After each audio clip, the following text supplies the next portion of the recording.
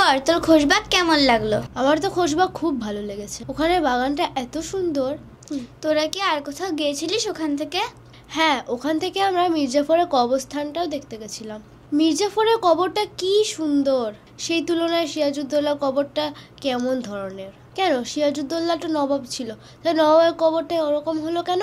এটা তো খুবই স্বাভাবিক। সিরাজউদ্দৌলা যখন মারা যায় তখন তো সিংহাসনে মির্জাফর বসে গেছে, আর সেই সময় তো সিরাজউদ্দৌলা মির্জাফরের শত্রুর কবরকেও সুন্দর করে রাখে। মির্জাফরে যখন নবাব হবে তাহলে সিরাজউদ্দৌলার কবরটা কে নিয়ে এসেছিল? জানি, সিরাজউদ্দৌলাকে মারার পর ওর দেহটা রাস্তার ধারে ফেলে রেখে দিয়েছিল, পরে একজন নিয়ে গিয়ে খোশবাগে কবর দিয়েছিল।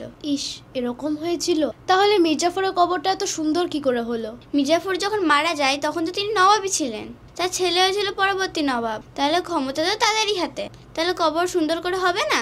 এইবার বুঝলাম কেন সিরাজউদ্দৌলার কবরটা এত সাদামাটা। সেদিন বইয়ে পড়ছিলাম সিরাজউদ্দৌলা ধরা পড়েছিলেন রাজমহলের কাছে। হ্যাঁ, তুই ঠিকই বলেছিস। আসলে সিরাজউদ্দৌলা মুর্শিদাবাদ থেকে সোজা ভগবানগোলা চলে গিয়েছিল, এখান থেকে নৌকো করে মালদা থেকে নদী পথে রাজমহলের দিকে যাচ্ছিল। হ্যাঁ, সেই তো, আর ওখানেই ধরা পড়ে গেলেন উনি। আসলে নদীতে জল ছিল না তো, তাই নৌকাটা আটকে গেছিল। সিরাজউদ্দৌলা খাবারের সন্ধানে বেরিয়েছিল, সেই কিন্তু ধরা পড়ে গেলেন।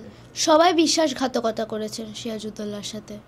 কেন এত বিশ্বাসঘাতকতা বলতো?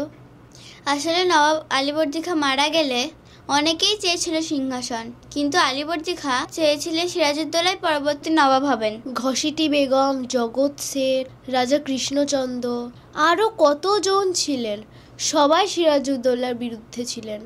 হ্যাঁ, সেটাই। আসলে কেউ চায়নি সিরাজউদ্দৌলা নবাব হোক, তার উপরে ইংরেজরা, তারা এসেছিল ব্যবসা করতে, কিন্তু পদে পদে তারা বাধা খাচ্ছিল সিরাজউদ্দৌলার কাছে। কিন্তু মির্জাফর কেমন বেইমানি করলো বল? মির্জাফর কিন্তু পলাশির যুদ্ধে যেতে চায়নি, সিরাজউদ্দৌলাই নিয়ে গেছিল তাকে।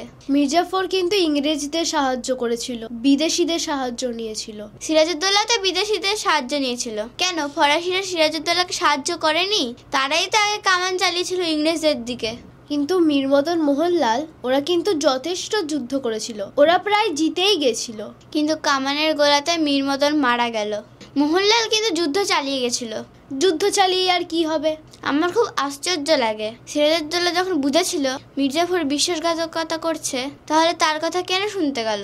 আসলে আমরা এখানে বসে আলোচনা করছি তো, কিন্তু ওটা ছিল যুদ্ধক্ষেত্র। যাই হোক, কি আর করা যাবে বল, পলাশির যুদ্ধ হলো, সিরাজউদ্দৌলাও হেরে গেলেন, আর আমাদের বাংলা আজ চলে গেল ইংরেজদের দখলে।